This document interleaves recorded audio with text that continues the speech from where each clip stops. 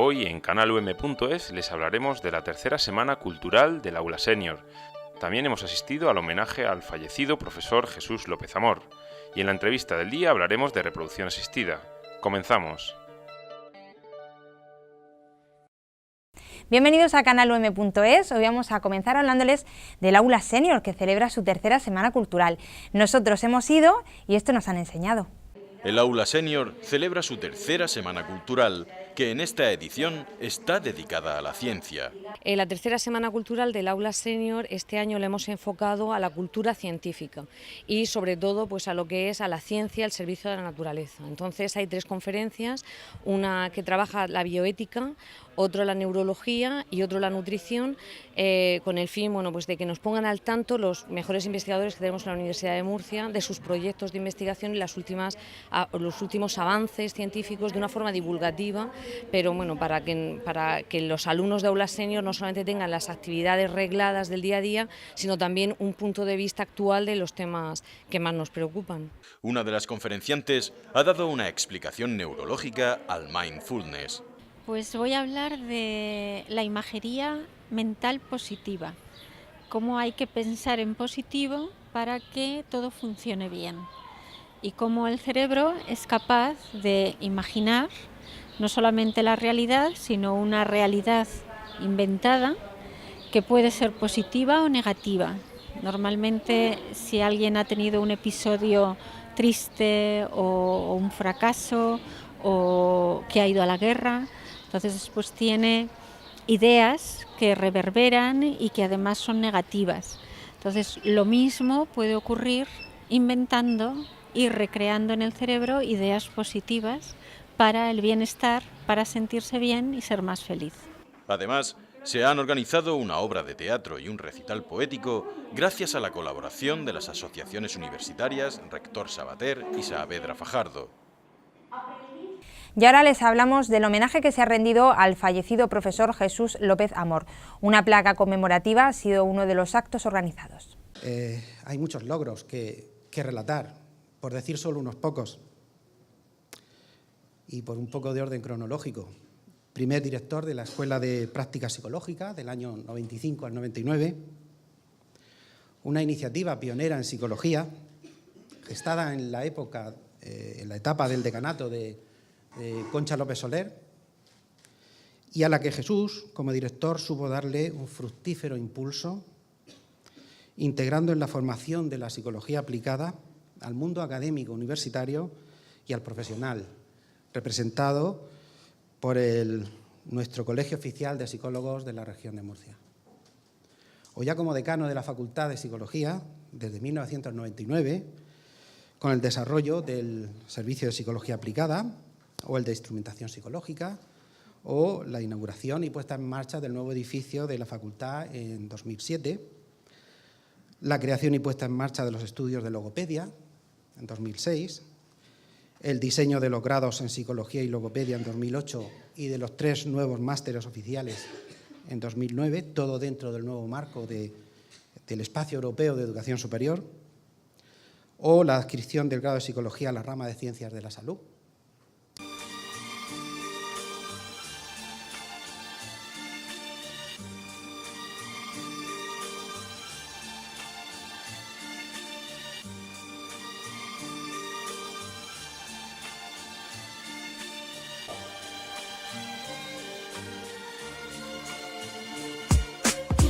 Con la luna, noches encerrada en casa. Me propuse escribirle cada vez que el sol descansa. Rogué que me escuchara y hiciera la noche más larga. Le dije alarga y haz tu luz cálida. Contigo quiero desahogarme y contarte qué me pasa. Son tristes las palabras que el corazón encarga. Luna, pon en mi confianza. Y ahora hacemos un repaso por algunas de las exposiciones de las que pueden disfrutar aquí, en la Universidad de Murcia. Comenzamos con la exposición Bodyscape o Paisajes Corpóreos de Sofía Bertomeu. Pueden verla en la sala José Nicolás Almansa, en el Museo de la Universidad. También pueden ver la exposición Los bocetos del Guernica de Picasso, 80 aniversario, reproducción facsímil de los estudios preparatorios del Guernica, que pueden ver en el Rectorado de la Universidad de Murcia. También pueden ver la exposición Memoria del paisaje añadido del lago Eireos Franco. Pueden verlo en el espacio ES-UM del campus de la Merced. Y terminamos con la exposición colectiva de los alumnos de la Facultad de Bellas Artes, que pueden disfrutar en la sala pequeña del Museo de la Universidad. Y ya saben que cada viernes tienen una cita con lo mejor de la ciencia de la Universidad de Murcia en Ciencium Mira lo que te digo. Nosotros hacemos un recordatorio de la semana pasada.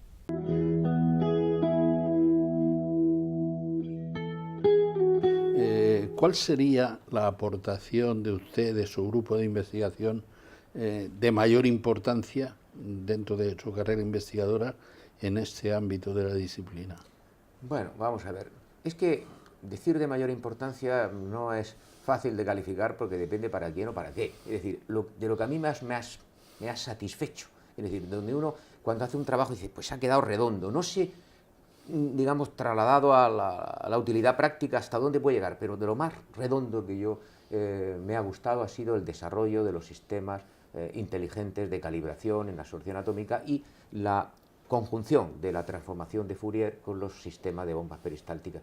Para mí eso fue un trabajo que quedó muy redondo, me quedé muy satisfecho de ello, porque verdaderamente era una contribución que yo la veía notable. No sé después, como digo, su traducción práctica hasta dónde puede llegar, pero desde el punto de vista del investigador no se va tanto a la utilidad práctica, digamos, que se dará antes o más tarde o más pronto, sino a la propia satisfacción, y ese me dejó a mí y a todo mi grupo verdaderamente satisfecho.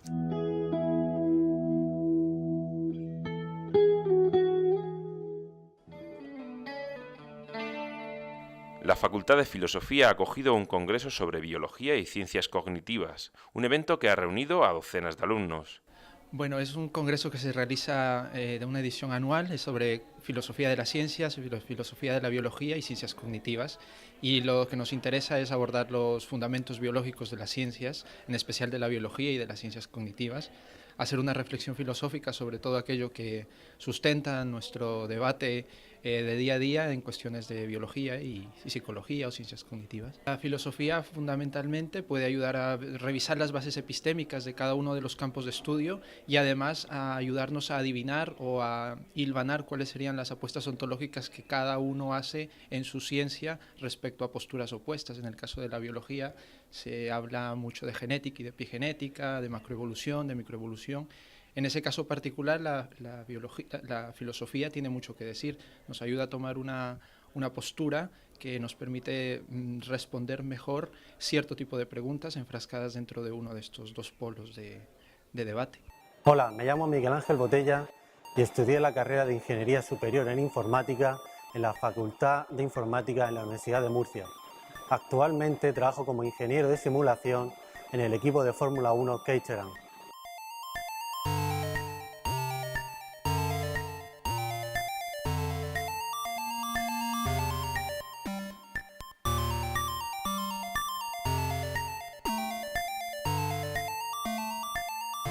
Nuestra vida cotidiana está asociada a la informática cada día más. Las telecomunicaciones, el trabajo, las relaciones comerciales, la educación, la medicina, incluso las actividades de ocio. Un graduado en Ingeniería Informática resuelve todo tipo de problemas que afectan a nuestra actividad cotidiana con ayuda del ordenador, creando y mejorando sistemas y aplicaciones informáticas en cualquier ámbito. Podemos trabajar en la Fórmula 1, ayudando a mejorar los coches más rápidos del mundo y los sistemas que los controlan a distancia. Podemos construir robots y enseñarles a pensar, dotándolos de inteligencia artificial. Podemos trabajar en la industria del cine, creando los efectos especiales de las mejores películas. Podemos trabajar junto con médicos en la búsqueda de soluciones a enfermedades genéticas. Podemos trabajar haciendo más grande, más fácil de usar, más segura o más divertida la red de Internet. Podemos trabajar creando videojuegos o llevando a la diversión a todas partes, gracias a los nuevos teléfonos y tabletas inteligentes. La mayoría de los estudiantes tienen una vocación muy clara y una verdadera pasión por la informática, que, junto a las buenas expectativas laborales que ofrecen estos estudios, son sus principales motivaciones, porque la de informático es una profesión donde apenas hay paro, con un porcentaje de empleabilidad que en España se sitúa por encima del 95% y que, en el caso de las últimas promociones de la Facultad de Informática de la Universidad de Murcia, alcanza el 100%. Elegir la modalidad de Ciencias y Tecnología en bachillerato es un buen comienzo para acceder al grado. El plan de estudio consta de 4 cursos. Los 3 primeros años son comunes. y en el cuarto se elige entre distintas especialidades. El grado comienza en el primer curso con asignaturas básicas.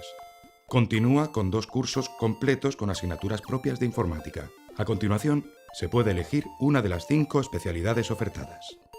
Computación. Tecnologías de la información. Ingeniería del software. Sistemas de información. Ingeniería de computadores.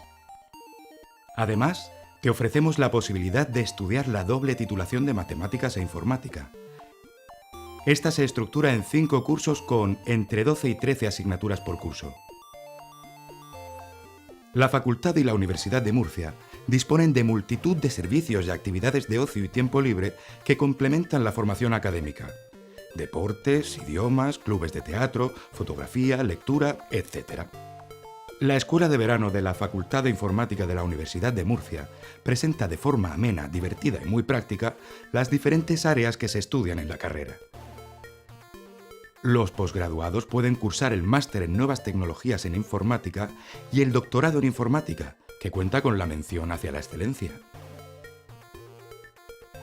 La Facultad de Informática de la Universidad de Murcia es un centro reconocido por el alto grado de preparación y capacidad de adaptación de sus titulados, junto a la importancia de sus grupos de investigación, que se encuentran entre los 10 más potentes y con mayor financiación de la universidad.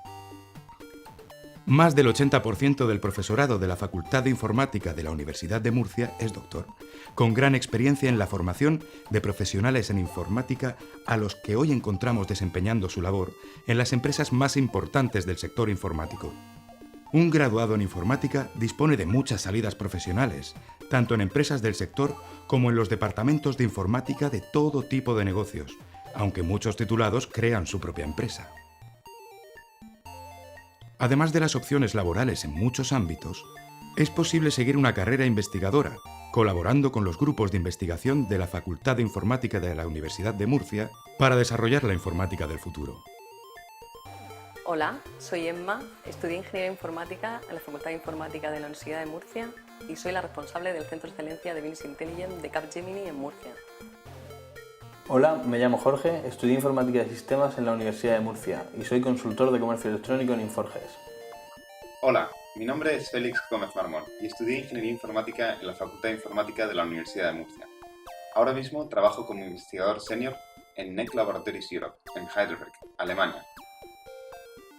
Si te atrae la informática y la tecnología, te desenvuelves bien con las matemáticas, la lógica, la física o la solución de problemas de todo tipo, si eres una persona lógica y analítica, creativa e imaginativa, tienes las cualidades adecuadas para formarte como graduado en Ingeniería Informática.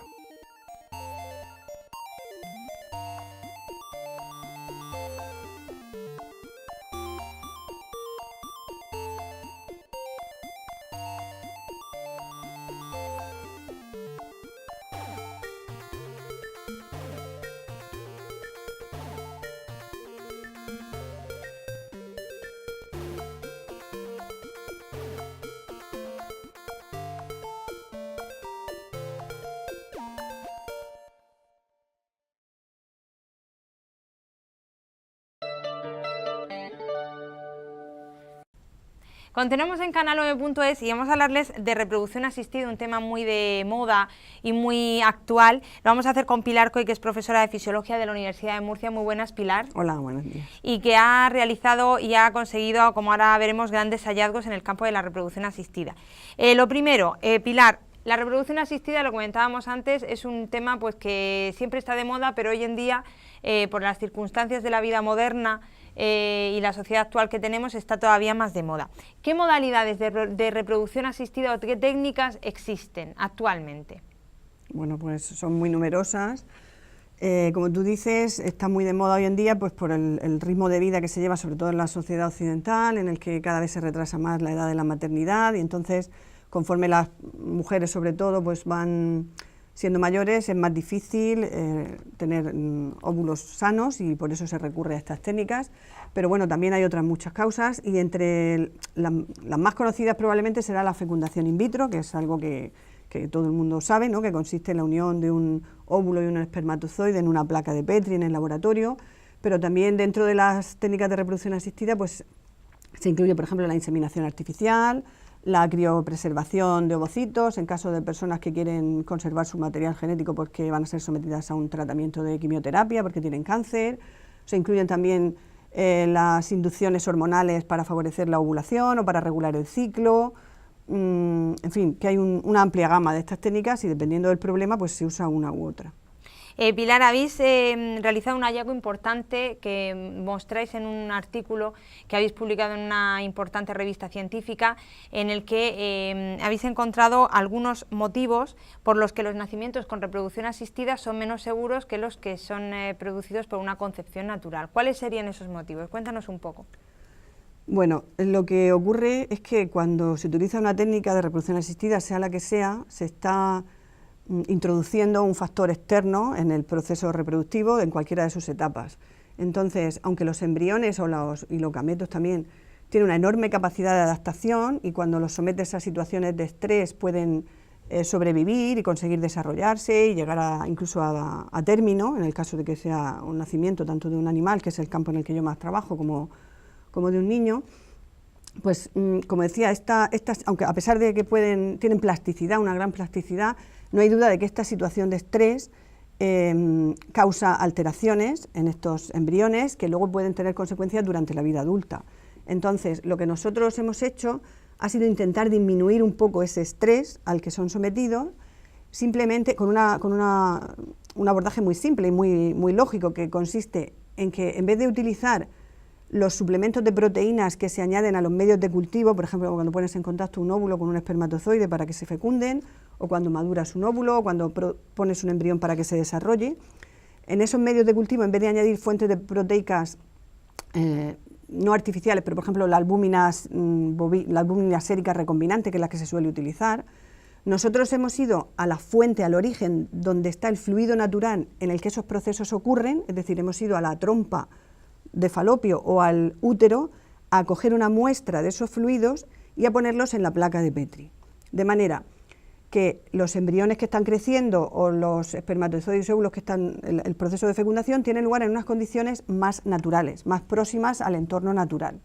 Entonces, nuestra hipótesis se basaba en el hecho de que si en condiciones naturales la trompa o el útero están secretando ahí al medio, al líquido donde van a tener lugar esos procesos, una cantidad enorme de factores de crecimiento, proteínas, que son cientos de estos factores. Si lo están haciendo es por algo, tienen una función determinada en todo ese proceso reproductivo, en un momento muy concreto. Y cuando tú estos embriones los tienes en un medio totalmente artificial, carente de estos aditivos, lógicamente, aunque puedan desarrollarse, pero tienen carencias que a lo mejor no las ves cuando nace el animal o en el caso nuestro trabajamos con cerdos y vacas sobre todo, pero bueno, en la especie humana igual no se ven porque los niños aparentemente pueden ser sanos, pero luego a lo largo del desarrollo y durante la vida adulta pueden empezar a aparecer una serie de problemas que tienen su origen en ese estrés al que el embrión fue sometido en su origen, al principio. Habéis montado una empresa o estáis en proceso de montar una empresa para aplicar estos hallazgos a los que habéis llegado, ¿no? Sí, bueno, nosotros, como digo, en este artículo en eLife, el modelo que hemos usado ha sido el cerdo, y entonces hemos utilizado estos fluidos naturales de cerdo y hemos visto que los embriones producidos con ellos se desarrollan mejor, tienen un mayor número de células, morfológicamente son más parecidos a los embriones naturales. Y no solo eso, sino que a nivel epigenético, a nivel de marcas de metilación del ADN, estos embriones a los que les hemos añadido estos fluidos son mucho más parecidos también a los naturales y también a nivel de expresión genética. Todo esto nos ha hecho pensar que probablemente en otras especies también puede ser útil aplicar esto y entonces hemos iniciado un proyecto en el que recogemos fluidos de todas las especies ganaderas, bueno, de las principales, de cerdos, de vacas, de ovejas, de cabras, los procesamos en el laboratorio, los almacenamos y los ofrecemos a otros laboratorios o empresas que estén trabajando en producción in vitro de embriones en especies animales.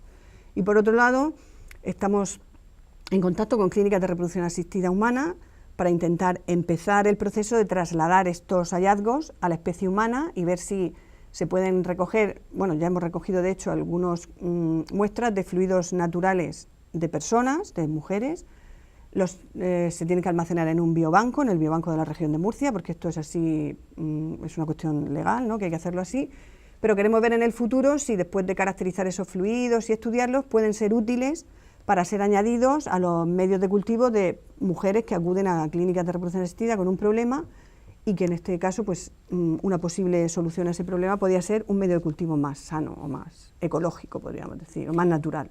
Pilar, decíamos antes que en la vida cotidiana, en la sociedad actual, hace que los procedimientos de reproducción asistida sean muy frecuentes, quizá más frecuentes que en otra época, también porque el avance científico es mayor, pero en el campo animal también la reproducción asistida es súper frecuente, ¿no? Sí, va con retraso con respecto a la especie humana. Es curioso porque normalmente las técnicas los hallazgos científicos y muchas técnicas que se introducen o se usan en la especie humana van basadas en experimentos previos en animales. En este caso, el boom de la reproducción asistida ha sido espectacular en la especie humana y no ha ido acompañado de un desarrollo igual en las especies ganaderas. Entonces, esto ha hecho que, por ejemplo, pues eso, los problemas o la incidencia que pueden tener estas técnicas de reproducción asistida en la vida adulta aún no se conocen, porque si tenemos en cuenta que Louise Brown, que fue la primera niña que nació por fecundación in vitro, nació en el 78, tiene ahora 39 años, entonces si ella fue la primera, evidentemente hoy día no existen, por ejemplo, ancianos nacidos por reproducción asistida, entonces no se puede saber si esos ancianos en el futuro van a tener pues mayor incidencia de cáncer o de enfermedades cardiovasculares o lo que sea. Entonces, por eso ahora mismo es muy importante utilizar los animales como modelos para poder predecir esto, y si hay manera de solucionarlo a tiempo. Pero por otro lado, en las especies ganaderas, por ejemplo, en el caso del cerdo, una técnica de reproducción asistida que se usa desde hace mucho tiempo y prácticamente ha sustituido a la monta natural, a la reproducción natural, es la inseminación artificial. Hoy día en la mayoría de las explotaciones porcinas la fecundación es por inseminación artificial, porque es mucho más rentable, impide el riesgo de transmisión de enfermedades genéticas y es el método de elección hoy día. La producción in vitro de embriones, pues por ejemplo en el cerdo no está muy desarrollada, pero sí en la vaca. Se transfieren embriones congelados en animales que tienen la ventaja de que se pueden transportar entre países sin ningún riesgo, no se transmite ninguna enfermedad. En fin, que es muy importante también el desarrollo de estas técnicas en veterinaria, aunque como digo, va un poco con retraso en relación a la especie humana. Pilar, veo que queda todavía bastante por hacer en la reproducción asistida todavía. Muchísimo, sí. Aunque parece que no, porque decimos hoy en día permite tener hijos a mucha gente que en otras condiciones no podría tenerlos, pero queda mucho todavía por hacer, por lo que veo. Sí, queda muchísimo, y sobre todo evaluar los riesgos y la seguridad de cada una de las técnicas y saber, sobre todo a nivel epigenético, qué consecuencias pueden tener posteriormente. Creo que ese es un campo en el que hay que incidir mucho. Me ha llamado la atención lo que comentabas de esa primera niña que tenía que tener ahora, ¿cuánto has dicho? 39 años. Y me ha desconcertado un poco eso, ¿no?, que decías tú, que como no hay nadie que con reproducción asistida sea anciano, todavía no podemos evaluar bien cuáles son los riesgos de ese proceso científico, que no es natural, ¿no? Sí. Artificial, quería decir, que sí. De ese proceso artificial que permite la concepción, la fertilidad, ¿no? Me ha llamado la atención a mí especialmente eso. Claro, es que es la clave, es muy importante, porque si Louise Brown tiene 39, pero fue la primera, hasta que empezó esto a extenderse y a generalizarse y a globalizarse, pues pasaron años, o sea que en realidad ahora la mayoría tendrán 20, 25, 30 años, están empezando a llegar a esas edades. Entonces, por ejemplo, hace poco salió un estudio en la revista Human Reproduction en el que se veía que chicos no me acuerdo si eran entre 18, 20 años o 25, nacidos por ICSI, que es una técnica de reproducción asistida, inyección intracitoplasmática de espermatozoides, es una variante de la fecundación in vitro, pues se había hecho un estudio en una población ya con un número elevado de varones de esa edad, y en la que se veía que presentaban problemas relacionados con la fertilidad, de una menor motilidad de sus espermatozoides, una menor concentración, en fin, pero que eso es algo esperable, ¿no? Lo que pasa es que hasta ahora pues no se había podido estudiar porque no habían llegado a la edad adulta estos niños. Pues es curioso, no había yo pensado en esos efectos que podría tener, ¿no?, ese tipo de reproducción. Este artículo, decías tú antes, hay que nombrar a mi grupo de investigación, porque esto no lo he hecho yo sola. Hombre, claro que no. Esto es el trabajo de muchísima gente, del Grupo de Fisiología de la Reproducción de aquí de la Universidad de Murcia, pero también hemos trabajado en colaboración con el grupo de epigenética del Instituto de Babraham en Cambridge, que han aportado muchísimo. Y bueno, pues somos muchas personas trabajando en esto y es el resultado de eso, del trabajo de muchos. ¿Y ahora en qué estáis trabajando? Porque este artículo, nuestros espectadores, los que no se dedican al mundo académico, al mundo universitario, no saben la importancia de publicar en la revista en la que habéis publicado, Life, sí. Que es, vamos, dificilísimo sí, que se publique un artículo en esa revista, ¿no? Sí, estamos muy contentos porque es una revista muy buena, es difícil simplemente que te lo acepten para revisarlo y, bueno, no solo no lo aceptaron para revisarlo, sino que lo han publicado. Entonces, sí, estamos muy contentos, pero tenemos muchos detrás. Este ha sido el primero en este campo de la epigenética y ahora tenemos otro preparado muy parecido en la especie bovina, este ha sido en porcino. Tenemos también un inicio de proyecto con la especie humana para, como te digo, evaluar estos riesgos o ver si nuestra técnica puede ser útil para las clínicas humanas. En fin, que queda mucho y, como digo, este es el principio de una gran línea de investigación. Que esto es, Pilar, la magia de la ciencia, lo que la ciencia consigue, que es algo que podría ser pues hace 50 años impensable. Quien no podía tener hijos de manera natural no los tenía, y ahora la ciencia permite hacer magia.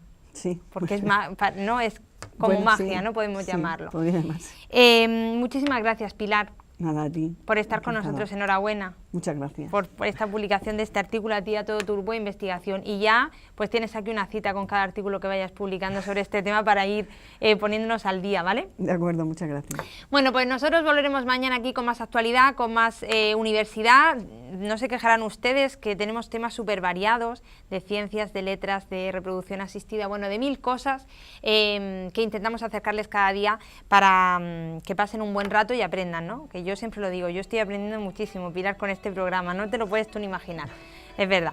Bueno, pues nosotros volvemos mañana aquí en canalum.es, si quieren volver a ver el programa en tv.um.es y nosotros volvemos mañana, como he dicho, que pasen un estupendo día.